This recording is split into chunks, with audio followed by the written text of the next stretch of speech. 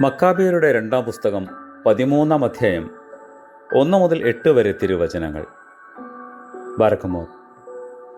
149-ാം ആണ്ടിൽ അന്തിയോക്കസ് എഫത്തോർ കാര്യങ്ങൾക്കെല്ലാം വിചാരകനായി നിയമിതനായിരുന്ന ലൂസിയാസുമൊത്ത് 11,000 കാലാൾ ഭടന്മാരും 5,300 അശ്വാരൂഢ ഭടന്മാരും 22 ആനകളും യുദ്ധസജ്ജരായ 300 രഥങ്ങളുമടങ്ങുന്ന അനേക വിജാതികളുടെ സേനയെ യഹൂദന്മാർക്കെതിരായി വന്നു. മനലാവോസും എത്തി അവരോട് ചേർന്നു.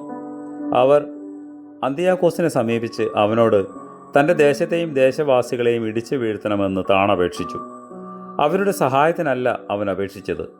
എന്തെന്നാൽ അവൻ ഭരണസ്ഥാനത്ത് കയറുമെന്നുള്ള പ്രതീക്ഷ അവനുണ്ടായിരുന്നു. എന്നാൽ രാജാധിരാജാവായ ദൈവം കുറ്റവാളിയായ മനലാവോസിനെതിരെ അന്തിയാക്കോസിന് കോപമുണർത്തി. എന്തെന്നാൽ ഇവനാണ് എല്ലാ അനിഷ്ട സംഭവങ്ങൾക്കും ഹേതുഭൂതനെന്ന് ലൂസിയാസ് രാജാവിനെ ധരിപ്പിച്ചിട്ടുണ്ടായിരുന്നു. അവനെ ഹലാബിലേക്ക് കൊണ്ടുപോയി സംഹരിക്കുവാൻ രാജാവ് കൽപ്പിച്ചു. അവിടെ 50 മുഴം ഉയരമുള്ളതും ചാരം നിറച്ചതുമായ ഒരു ഗോപുരമുണ്ടായിരുന്നു. അത് യന്ത്രപ്പണി മൂലം ചക്രങ്ങൾ ഉപയോഗിച്ച് പ്രവർത്തിപ്പിക്കുന്നതായിരുന്നു.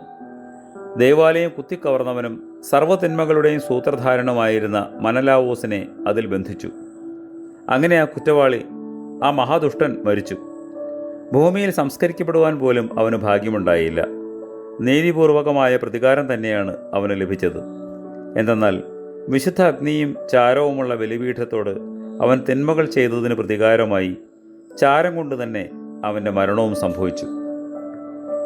പാതാളത്തിൽ ബന്ധിക്കപ്പെട്ടിരുന്ന ആത്മാക്കളോട് പുതിയ ജീവനെ അറിയിച്ചവനായ മിശിഹ, പാപബന്ധനങ്ങളിൽ നിന്ന് ഞങ്ങളെ നീ അഴിച്ചുവിടണമേ. ആമേൻ.